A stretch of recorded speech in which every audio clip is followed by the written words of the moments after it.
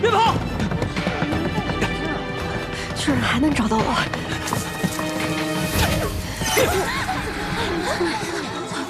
还想跑？转过身来！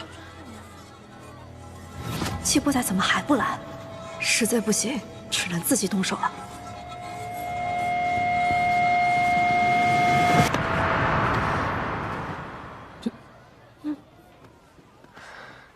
他是我的人，你们穷追猛赶是要做什么？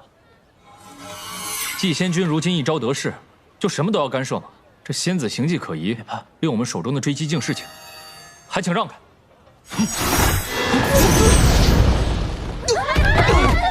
哎，瑶光山的，你们输了青云大会，沦为下境，如今还要拿这个破镜子来我极星渊的地界上抓人，还不快滚！季仙君，我们也是奉命行事。这仙子确实古怪，见到我们就跑，我们宗门听不懂我的话吗？我说，滚！她一个花月夜的仙子，不可能是明仙，定是程云君这法器不行。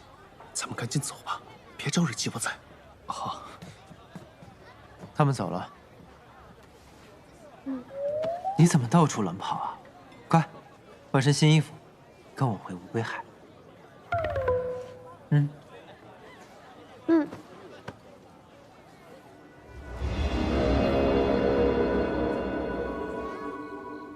荀婆婆不讲情面，一再推拒韩风君的好意。可若真得罪了韩风君，有什么好处呀？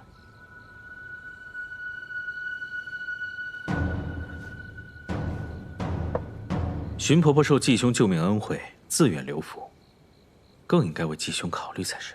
仙君如此清楚老身来历，想必更加了解。我无归海上下为主上马首是瞻。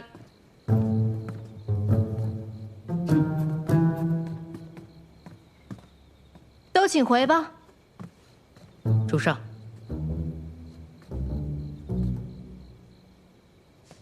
这才多久啊？这么快就想找人来替代我啦？别生气。哼。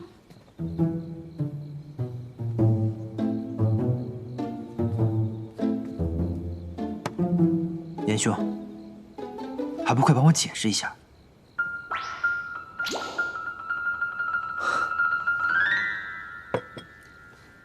明仪仙子，这两位仙士是韩风君精心挑选来的，绝对不会与你争锋。大人，你把我从花月夜接回来的时候，是不是答应我要彼此真心相待，让我在乌龟海平安顺遂待下去的？算是吧。那既然如此，那我怎么不算是乌龟海的女主人呢？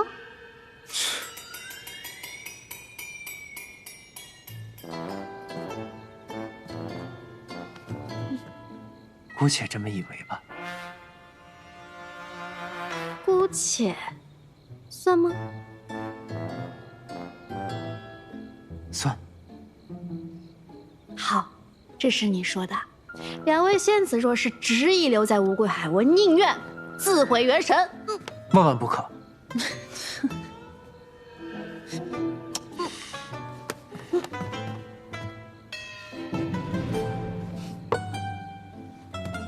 那你让他们走，顺便告诉所有人，我就是乌龟海的女主人，让他们死了心，别再塞人进来了，否则我死给你看。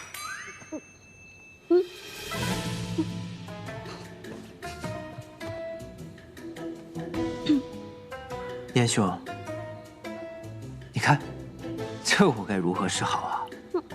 我家已经因为你的好意变得鸡犬不宁了，你总不能眼睁睁地看着我做一名官夫吧？对吧？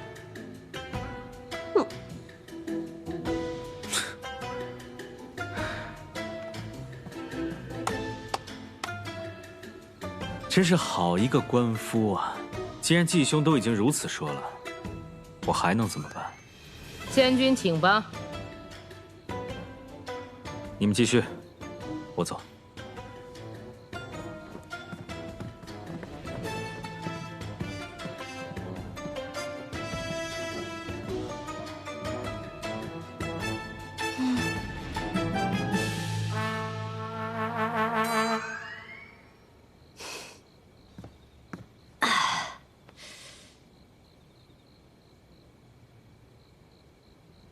大人看着我做什么？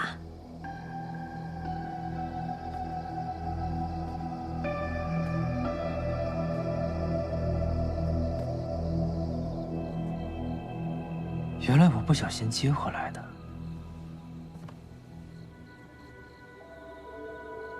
是无归海的女主人啊！不客气。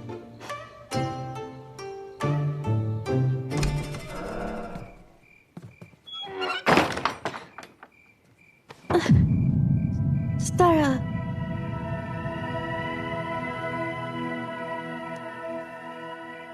你到底是谁？你回到花月也不过半个时辰，言笑就带人过来了。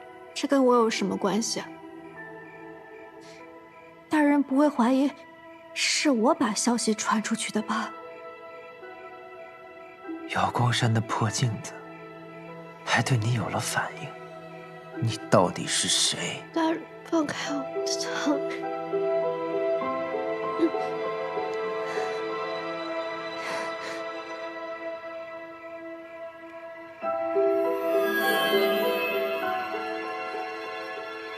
大人，这是想验我身，看我是否用了换身术。行，你验。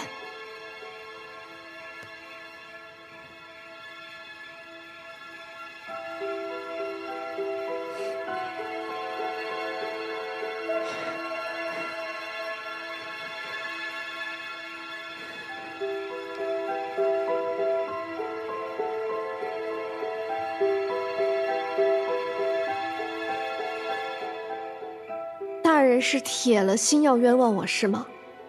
我怎么知道那个破镜子跟我有什么关系？今日瑶光山送来的贡品，大人都分给那些姐妹了，说不定追击镜就是感应到那些呢。啊，这么巧？那你验我身，验出来什么没有？没有。又是搜身，又是拷问，大费周章，结果一无所获，我都替大人遗憾呢。不见得。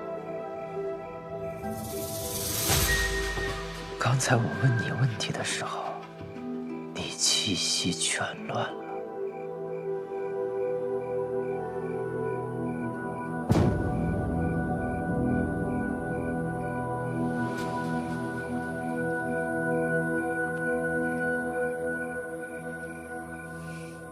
大人才是全乱了。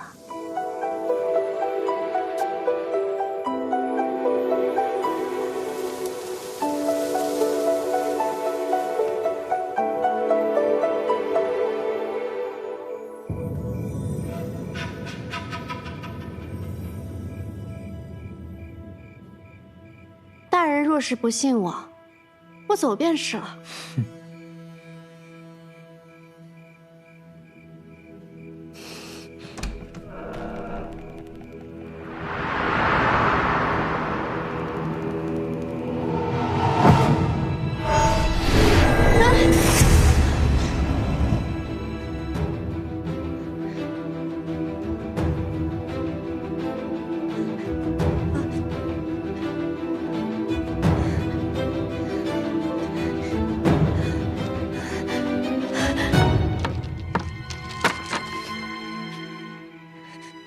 说说看，这些东西是从哪儿来的？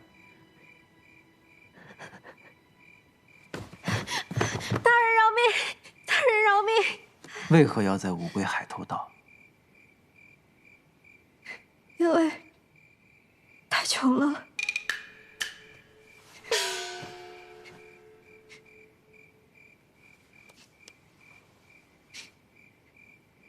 我家世代身处寒暑之水，只能以采药为生。我所认识的亲友，他们三餐都成问题，所以我……那你也不该。是，我羞愧难当，还请大人严惩。不能严惩，我愿见三餐，徐婆婆的家务我全包了。如果大人有需要，我还有需要你直接说就是了。啊，我对言笑说了，你就是乌龟海的女主人。往后若是你有需要，直接开口便是。还有，这房间以后是你的了。这房间，谢谢大人，谢谢大人，谢谢大人，谢谢大人。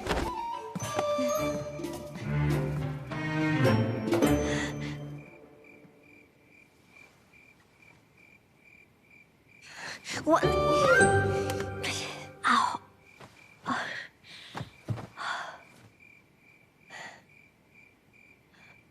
季伯仔此人疑心极重，我们必须要有多手准备。另外，让你准备的东西呢？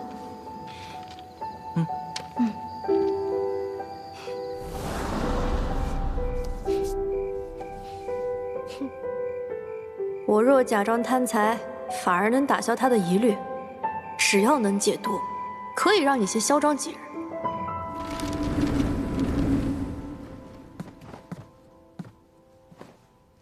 主上，说过多少遍了，私下见我不需要行礼。哦，是。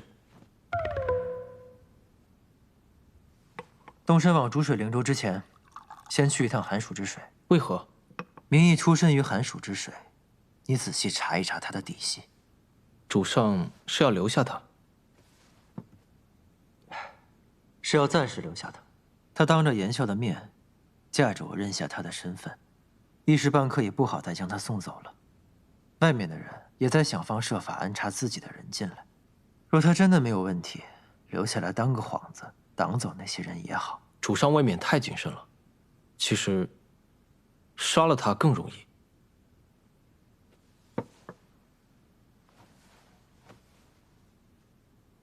若他真是寒暑之水采药仙家的孩子，那他对于我的计划就还有用处。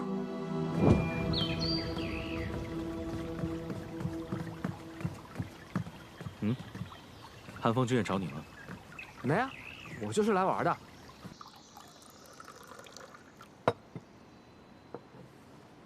请。谢了。哇，好好喝呀！属下无能，那季伯仔把花月夜的仙子又接了回去，用它做挡箭牌，拒不收人。既然软的不吃，那就来硬的呗。硬的不行啊，太硌牙了。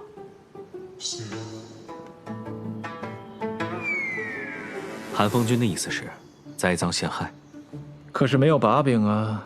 这壶有把柄也不好拿呀。还是让本君亲自去感受一下这乌龟海到底是个什么样的地方。韩风君说的是。现在外面看不见，也听不着我们了。你真可以啊！一番操作下来，成功稳住了季伯仔，还让他把你留了下来。吉星渊现在的局面，就是神君缠绵病榻，寻常总是昏睡不醒。其膝下唯有一女，不可能继承君位。其胞弟韩风君穆其柏，极有可能就是未来的神君。但是谁都没想到，这天机公主竟挖出了身在沉渊的季伯仔，让连连落败的吉星渊跻身上境。我果然没看错人。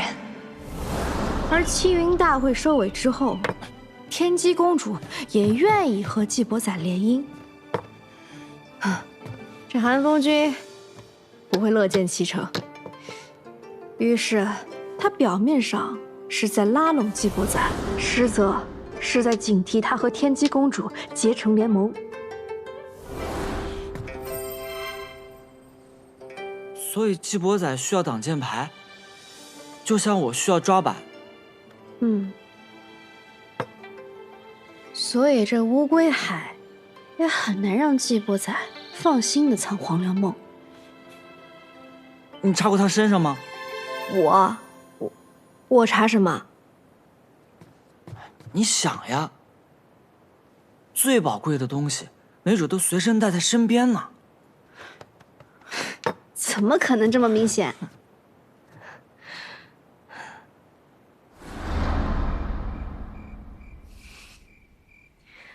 大人才是全乱了，难不成还真在身上？但你能搜他的身吗？搜身也许不行，但是能达到搜身效果的，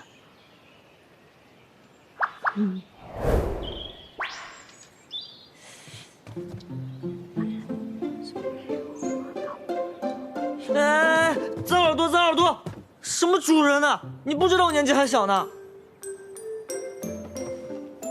变回来吧。哎，一会儿奖励你小鱼干。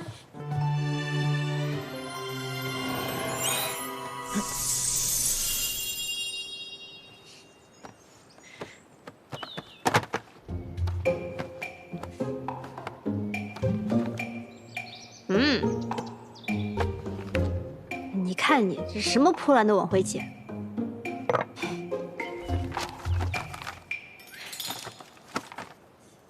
找到了。你逃命路上怎么还带闲书啊？自从我知道他把花月夜当家住之后，我好费心才找到的。你主人我呢，学东西太快，这点东西，这是什么呀？这都。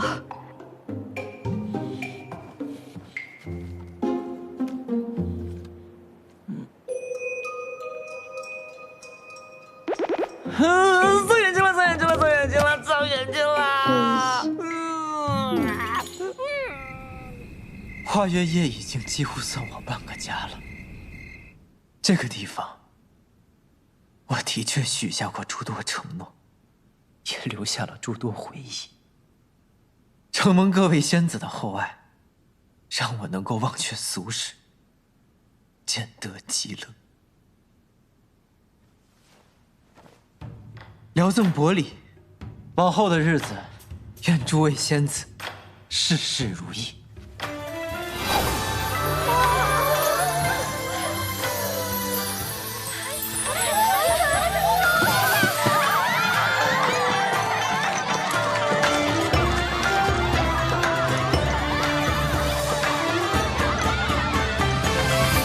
我答应给你的东西，很快就能拿到了。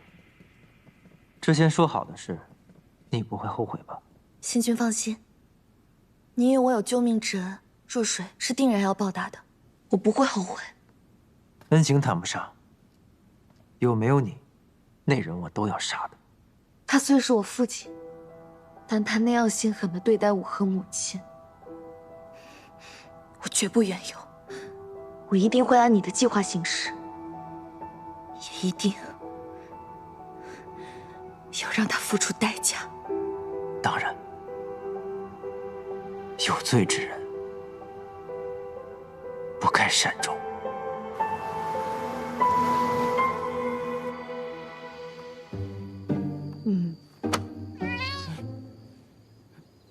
今时的我，已通睹灵修宝朝非昨日的我了。我今夜一定摸透季伯仔的老底，把他身上的黄粱梦带回来。你等着看吧。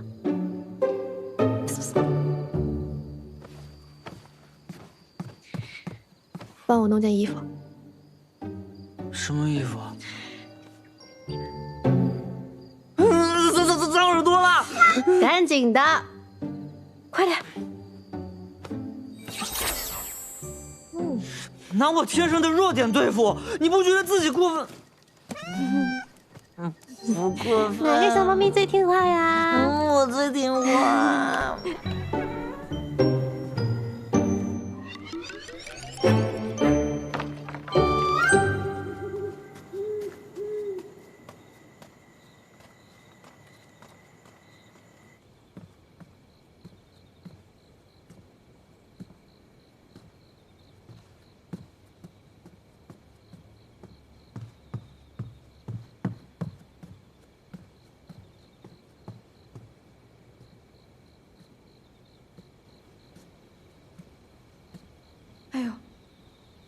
他这房间四面通风啊，冷冰冰的，一点都攒不住人气。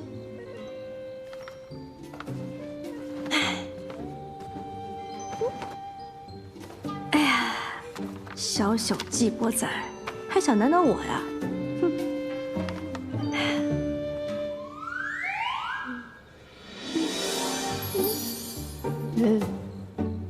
这太一般了，这。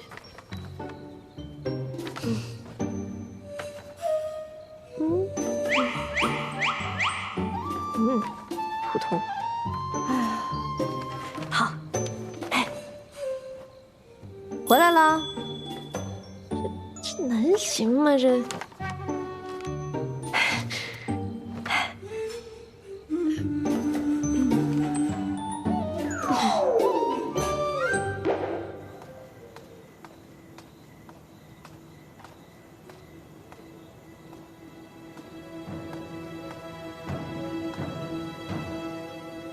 主上，韩风君已在内等候多时。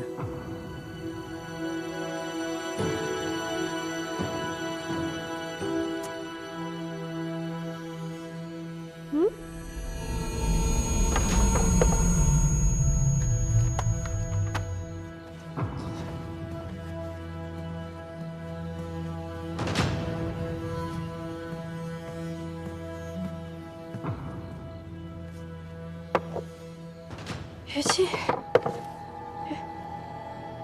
于静，当初要不是你，我可能就死在季伯仔手里了。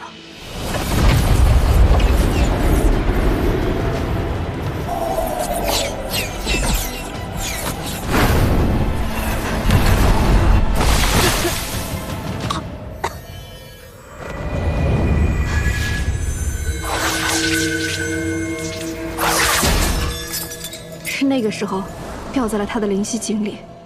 他只是将于静当做战利品，放在这里日日观赏。伯仔老弟啊，你这乌龟海甚少有外人来，本君今日前来，没有冒犯吧？没有的事儿，是我门庭寥落，让韩风君见笑了。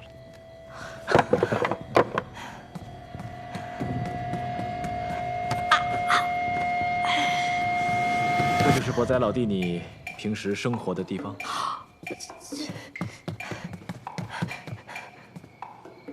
韩风君，里面请。老弟啊，你这住处当真是敞亮透风啊！是啊，过去的沉渊，渊深逼塞，密不透风。过于幽闭的地方，大多藏污纳垢。我现在啊，就是喜欢这番一览无余。你当真是与众不同啊！不过，你这乌龟海只用那一个老妪，终究还是冷冷清清。不如还是本君给你安排2个人，让你这边也能热闹一点。韩风君，你可千万别，我怕我家那位小仙子又寻死觅活的。怎的寻得这样一个醋坛子？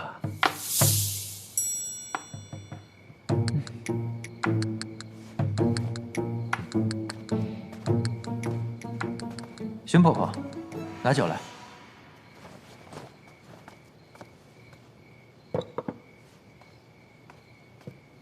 此酒可是经孟阳秋指点酿成，酒仙世家的方子，快尝尝。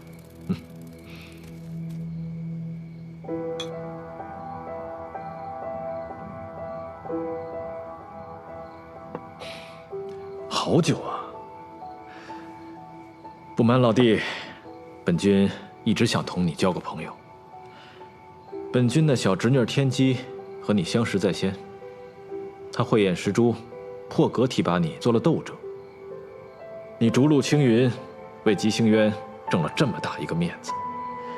本君虽为后来者，但心中敬佩敬仰之情，却是有过之而无不及呀。得韩风君青眼，是在下的荣幸。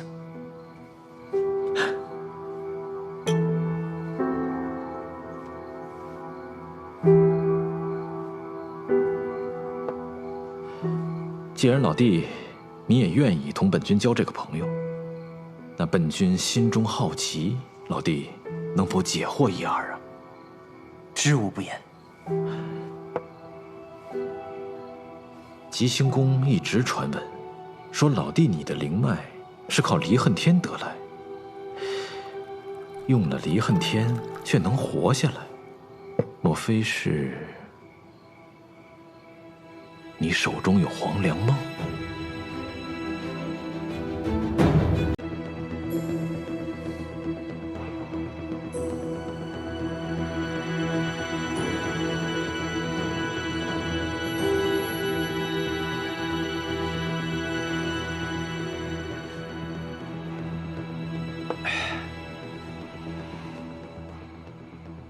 实不相瞒，我确实并非出生就有灵脉。哦，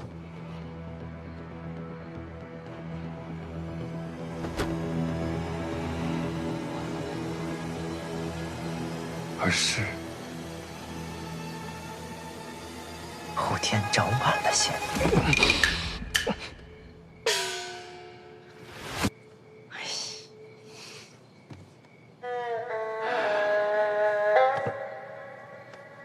韩风君，你也知道，在吉星院犯了错的罪囚，要被关在尘渊，供人议事。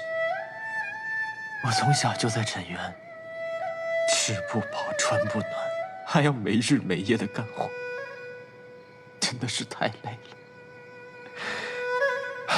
最后，我实在是受不了这般非人的日子，所以拼死渡过监宫，逃出尘渊。最后因为伤势过重，昏迷了过去。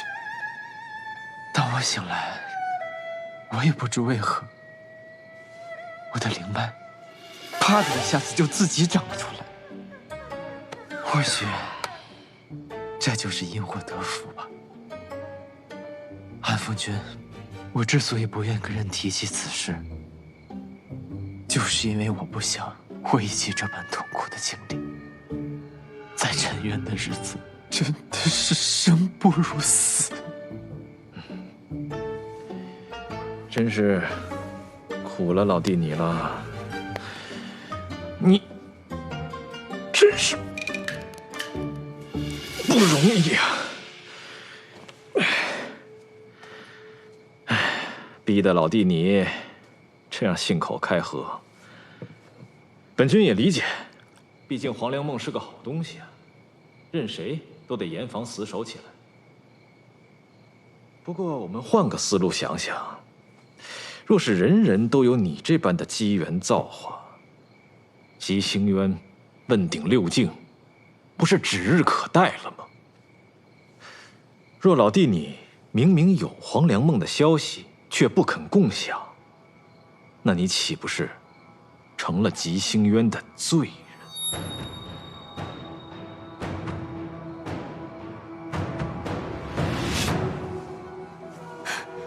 觊觎黄粱梦的人怎么这么多？这么几百还没完没了了。嗷！谁？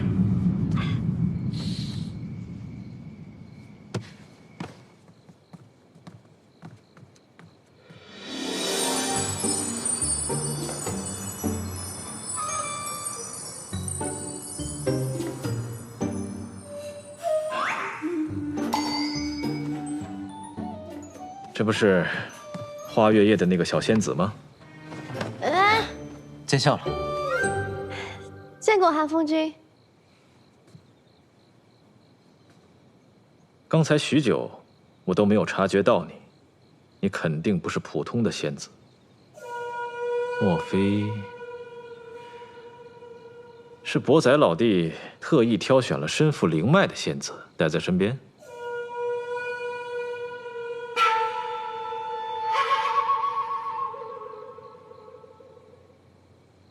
韩风君今夜怎么回事？要么问我灵脉的来源，要么怀疑我的人是否身有灵脉。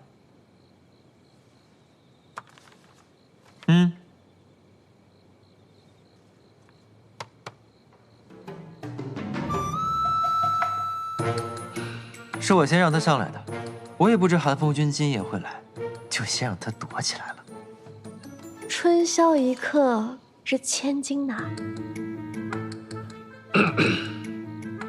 是本君叨扰了，不在老弟，注意身体。稍等，我送你。不必了。韩风君第一次来探访，应当送。等我回来。嗯。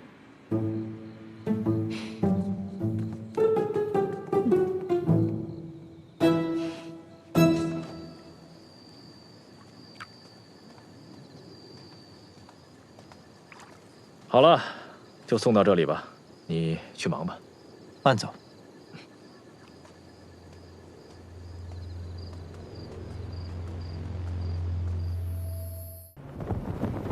我，瑶光山太子明宪，从13岁起参加青云大会，为瑶光山连胜7年。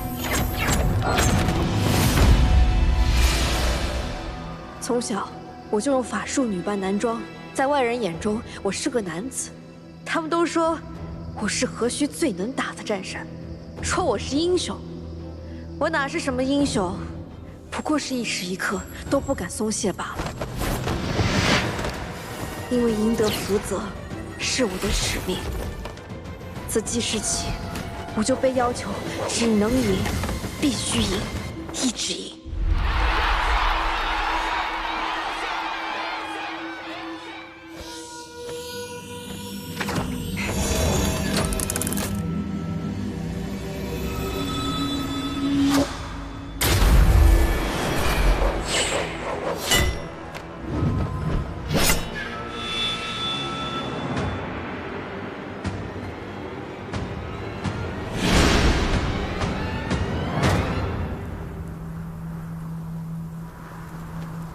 我就说，还有漏网之鱼。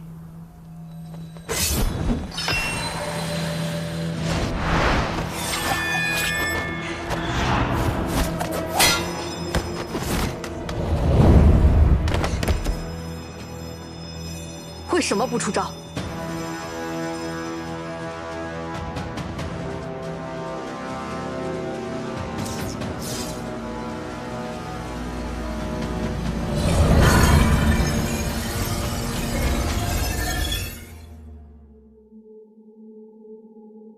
他们都不见了，这集训输给体型渊吧？肯定赢了呀！公主，我们这次能打败明宪吗？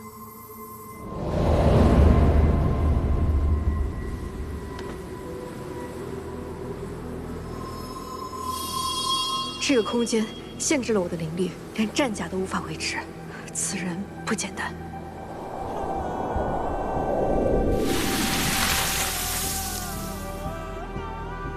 极星渊的斗者竟有此等灵力，你到底什么人？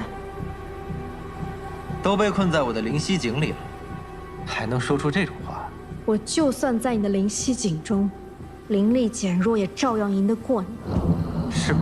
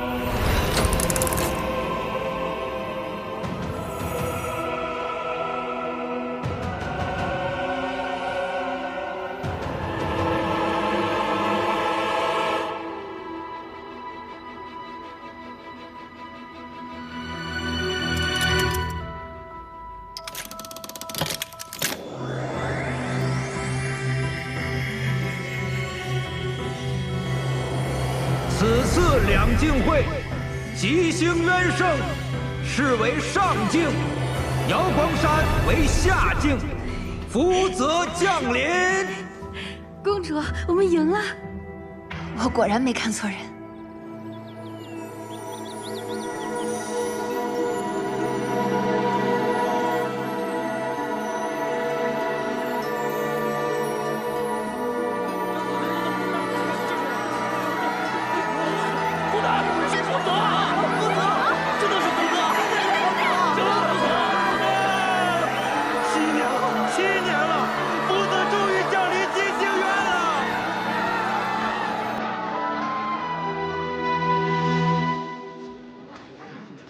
输了还有脸出来？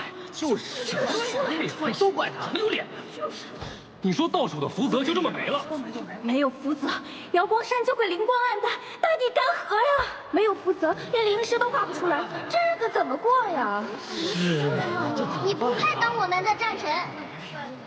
对，是这是。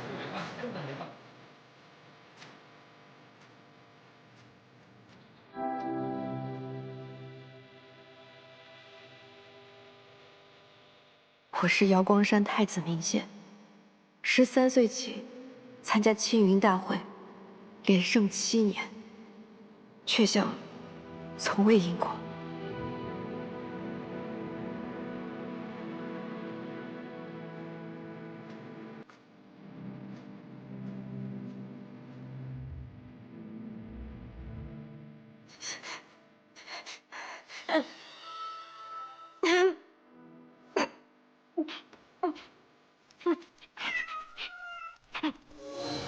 明宪，明宪，你怎么了？而且，我灵脉断了。怎么会？看着像中毒，好生厉害的毒。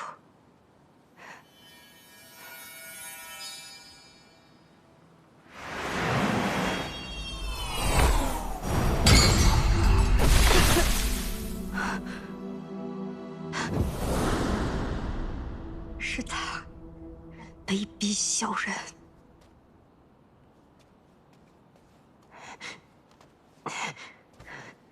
母后，我命你走，即刻离开瑶光山。母后，您这是要驱逐我吗？你的灵脉已断，再要留在瑶光山，是想死在觊觎太子之位的人手里吗？母后，我一定能修复灵脉。瑶光山失去的，下届青云大会，我千倍万倍讨回来。我对你一定还有用，你千万别赶我走。明宪，你听好了，我不是要赶你走，是要你好好活着。可笑我这半生汲汲营营，如履薄冰，教你从一出生就用这无相秘法扮作了这个太子。你本来可以成为一个普通的小仙子的，这道至强至密的障眼法，让你在所有人的眼里，都只是一个男子的面貌。可是现如今，你的灵脉已断，一切都成了空。明宪，留在瑶光山，并不是一条生路。我放你走，你撤去无相秘法，恢复你本来的样子，谁都不可能认出你来。好好活下去，永远别再回来。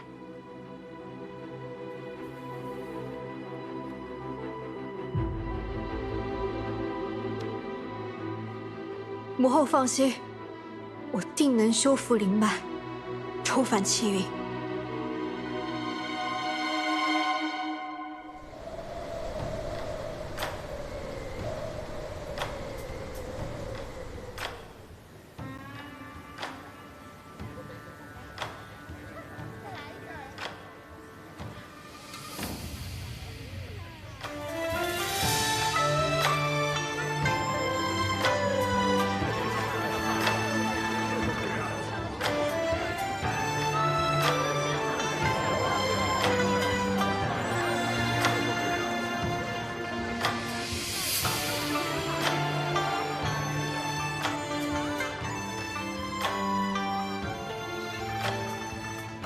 仙君，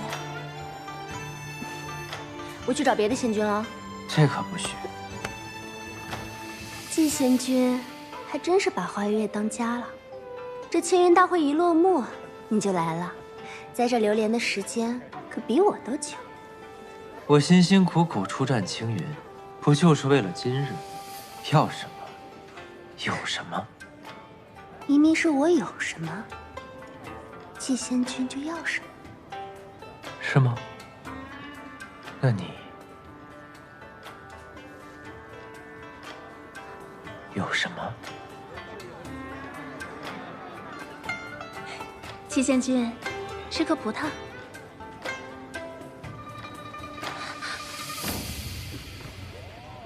花月夜，这么多仙子等着我呢，我总不能厚此薄彼吧？多谢季仙君。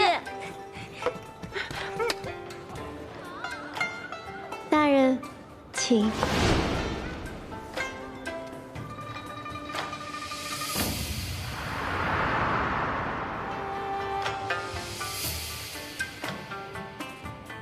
季伯宰这小子，赢了青云大会后，日日花天酒地，寻欢作乐，果然是个卑鄙无耻的小人。2个月了，我都无法近他身。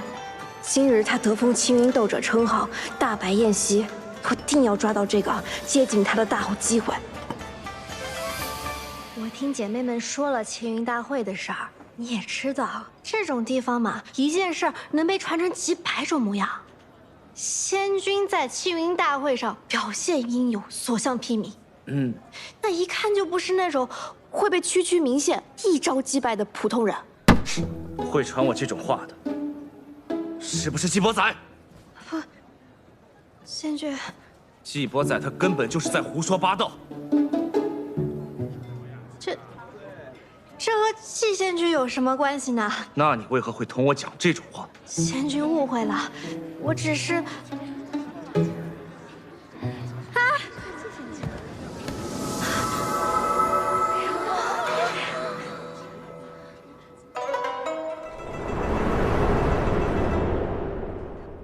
先引他英雄救美，我再顺势接近。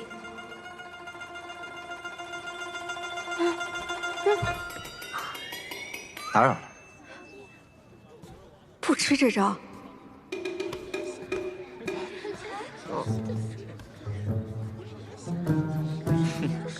你该不会以为能找到季仙君为自己撑腰吧？孙仙君，你误会了，你那事儿季仙君一个字都没跟我说，你可千万别怪他。季伯宰，是不是你传的我在青云大会的事？你一个沉冤罪囚，莫名后天得了灵脉，还攀上天机公主当了斗者，怎么只敢在背后嚼舌根，这么上不得台面吗？哼！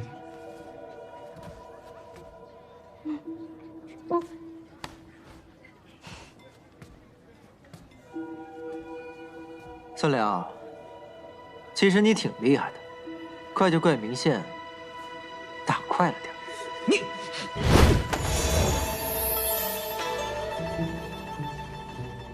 可惜呀，又差了一点。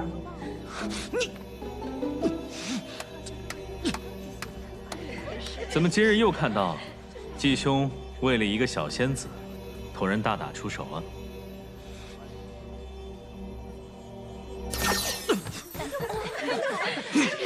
孙良，今日是季仙君的庆功宴，莫要胡闹。哎。算你走运。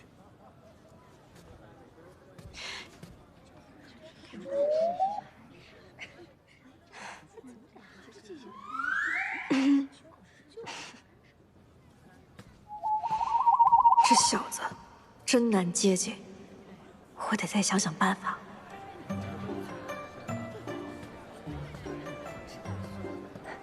季仙君，酒菜已经备好，可以开席了。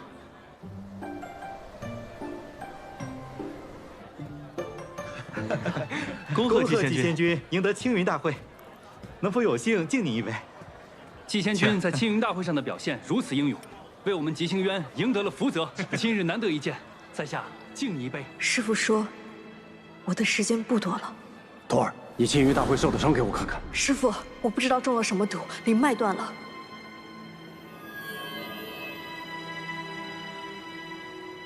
你听我说，你中的毒名叫离恨天，中此毒后，有灵脉者灵脉尽失，无灵脉者反会生出灵脉。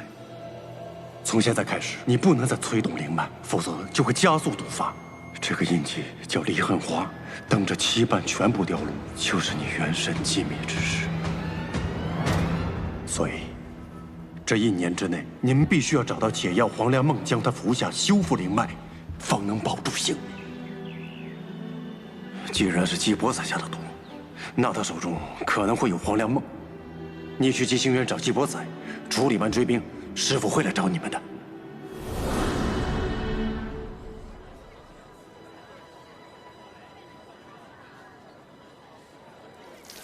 他不吃外食，是怕别人给他下毒。果然，心黑的人看什么都黑。寒风君到。哎呀，不用拜，本君最讨厌这些繁文缛节，都把手放下。以后你们都像伯宰老弟一样，无论在哪儿见到本君，都像见到老朋友一般，这样多好啊！啊！寒风君这是点我呢，我哪敢造次啊！从前做醉酒时，连贵人的灵宠都要下跪，现下混好了，便只求一个不弯腰。本君就喜欢你这个脾气。今天是伯宰老弟你得封青云斗者的好日子，特带了些薄礼，以表心意。你那乌龟海啊，煞是冷清，仅有的伺候也是年事颇高，这怎么能行啊？本君的小侄女天机也是个不懂事儿的，她虽然掌管着吉星渊的寿华判宫，却仍然当不好这个尊者，都不知道给你安排个人。今日本君给你送来2位婢女，日后管账洒扫，你尽管吩咐他们。本君这份薄礼，你可还满意啊？寒风君对我的乌龟海，听得也太紧了吧？他们吉星渊内部果然也有隔阂。不是我不领情，今夜好歹也是天机公主为我办的宴席，可寒风君却突然带了2个人过来，我这要是收下了，那岂不是驳了天机公主的面子吗？你不敢驳了天机公主的面子，反倒是不怕得罪本君呢。老弟，这份薄礼，你当真不收吗？君送的礼，季仙君竟然不收，竟然拒绝了，这不折了人家的面子吗？机会来了！不可以，大人才刚刚答应我要带我回乌龟海的。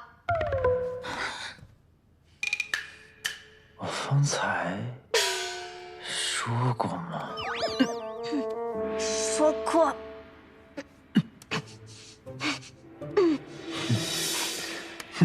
许是之前答应的太多了，都不记得了。那不如季兄将这3人一同带回去，也算是一段佳话呀。对呀，是啊，一起带回去不更好？这个主意好，本君这就亲自派船车将你们一起送回去。好，带回去。对，带回去吧。是啊，带不行，装不下。虽然乌龟海地偏，但毕竟是赏赐给季县君的，幽静开阔，我看多来几个也装得下呀。对呀，对呀，是这个主意好啊，季县君带回去正好。正好，这是对。且慢，诸位，我乌龟海可不是什么鱼塘，更何况在下精力有限。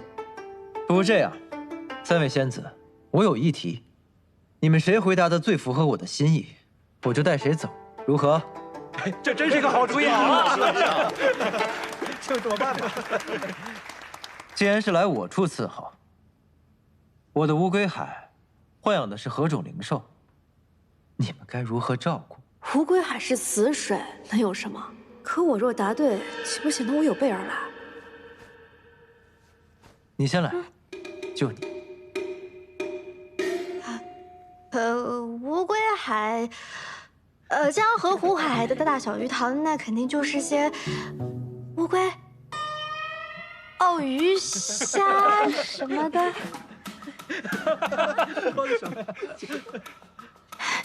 大人，我对你一片心，比灵兽更忠诚，比乌龟海的水更深。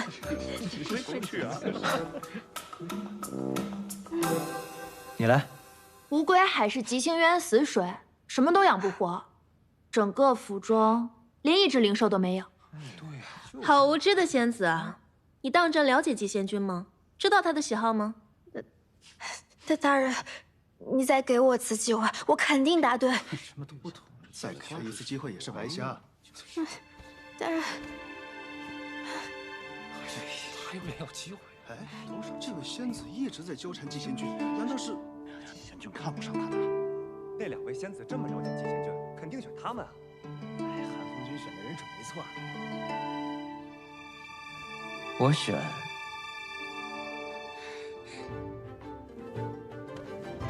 他。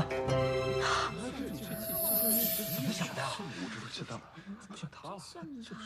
我乃醉囚出身，便更知道世上万般皆虚幻，唯有真心不可负。这位明义，这位明义仙子视我为她的意中人，对我一片痴心，我怎能辜负了呢？你放心，我绝不负你。这2位仙子，那今日就只能怪我们没缘分了。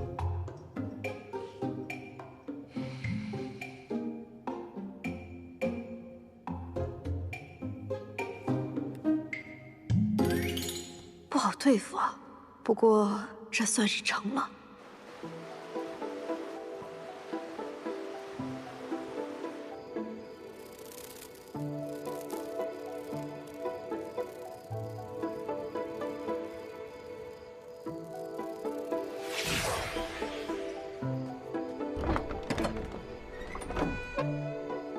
主上回来了。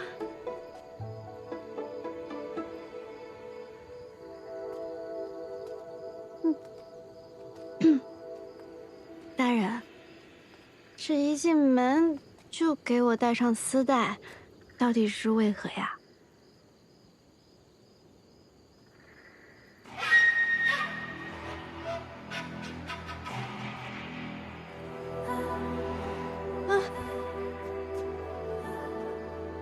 我喜欢。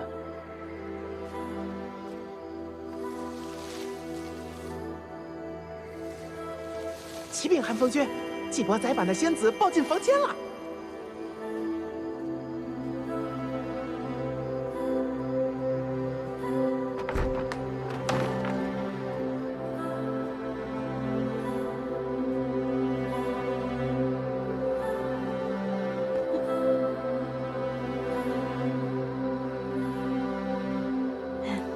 大人，这外边天都快亮了吧，还不给我摘下来？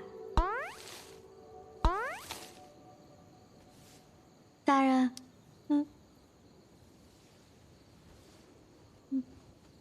今晚你大费周折，演了出欲擒故纵，就是为了跟我回乌龟海吧？你如愿了？大人看出来了。辛苦了。戏一出接一出，送走一双，又来一个。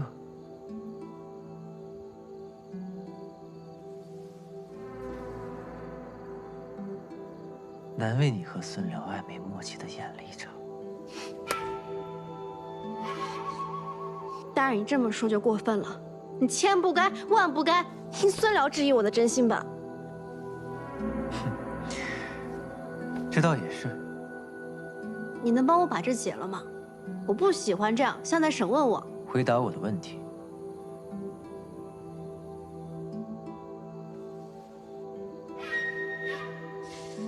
莫非大人就喜欢这样绑着的问法？平时表面看不出来啊。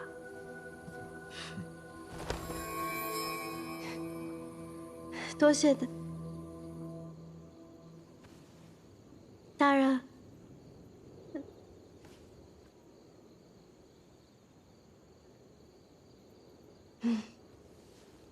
大人，我想跟你回乌龟海，不是很寻常的事儿吗？沉渊醉囚，一战飞升，你是极心渊的神话，是花月夜姐妹最崇拜的人啊！我一心向着大人，大人却这么冷冰冰的对我，这真是太伤人了。以后不许这样了。你叫明义，大人心里有明月的明。大人是我意中人的意。你来花月夜前是做什么的？这还是要生我呢，说多错多，得想个法子堵住他的嘴。我家以前是采药为生的，父母双亡之后，就来了花月夜。那你……大人问我这么多，可是怀疑我，我看就是不喜欢我吧？那不喜欢我，为何带我回乌龟海？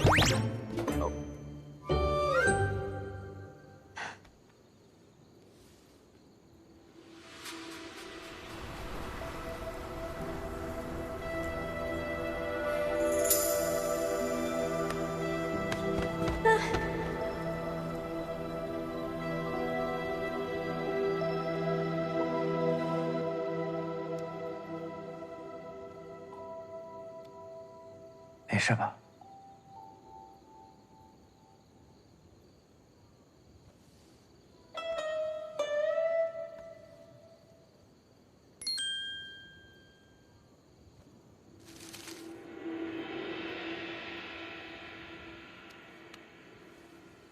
我不喜欢别人太过于主动。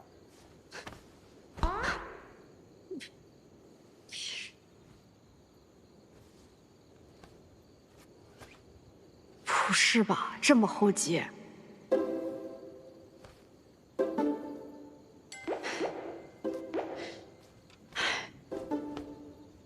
行吧。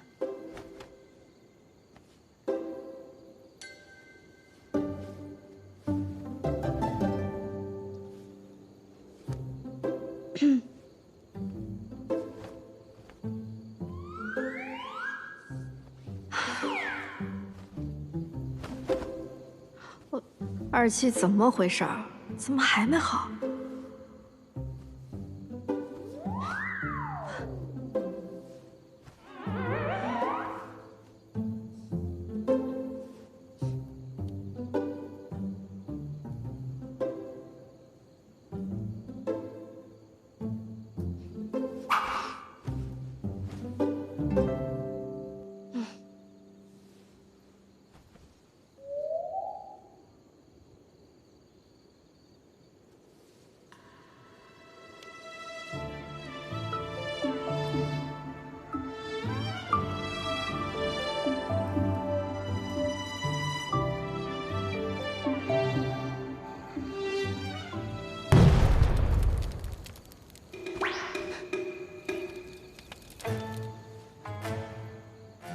外面着火了，我去看看。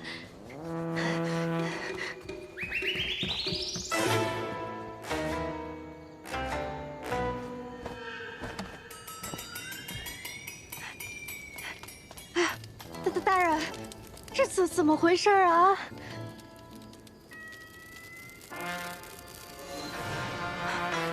主上，后山的小楼着火了，还请您过去查看。这可得去看看。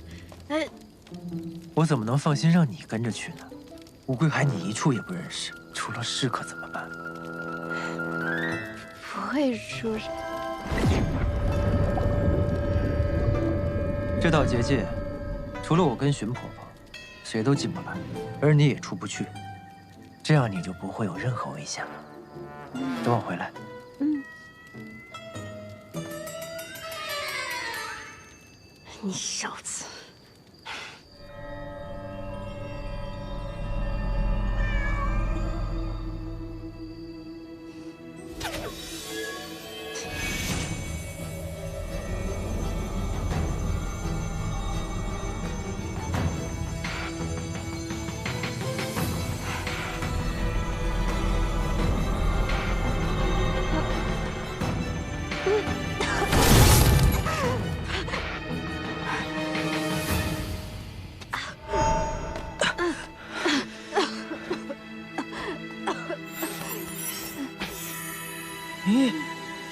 现在灵脉已断，只能跟普通人一样，拥有少量法力，使用简单的法术。以后就别逞强了。知道了。但是吧，蛇师傅不是说不让你用灵脉吗？万一离恨花断了怎么办？只用这点灵力，不至于催动灵脉。这个结界复杂，只能我来破。我不就帮你搞点动静，阻止他留宿而已嘛，下手那么重干嘛？我也纳闷呢，我就按照你说的，在远处那个小楼，略施法术就燃了一簇小火苗，不知怎的这火就变大了。我还在想，不应该啊。算了，趁他不在家，赶紧动手。东西呢？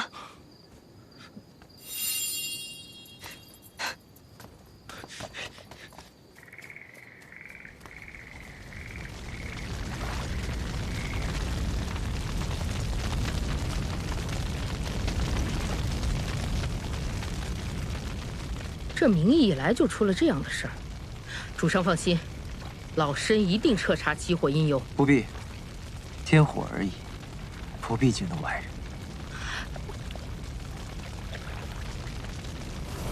我不喜欢别人太过于主动，还得再应付一会儿。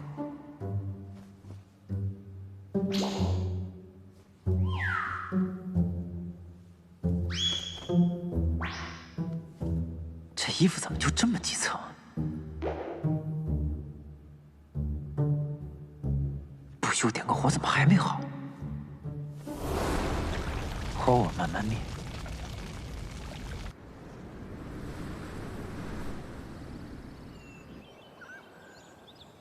在吉星渊这2个月，我们已经调查到，纪伯载的灵脉就是用离恨天催生出来的。使用了离恨天，若没有黄粱梦解毒，就必死无疑。既然那小子还活着，那他就一定有黄粱梦。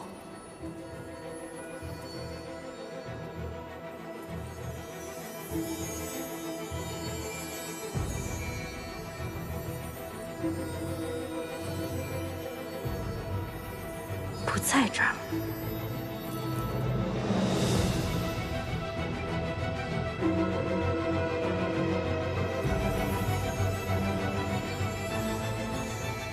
也不在这儿，人在哪呢？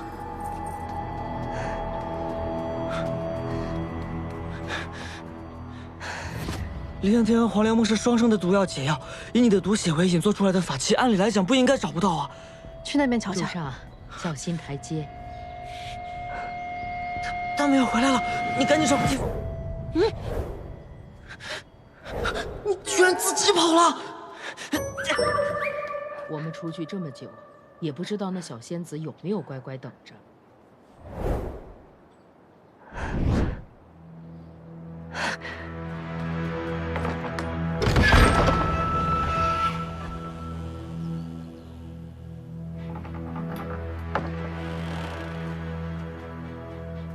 禁足结界破了。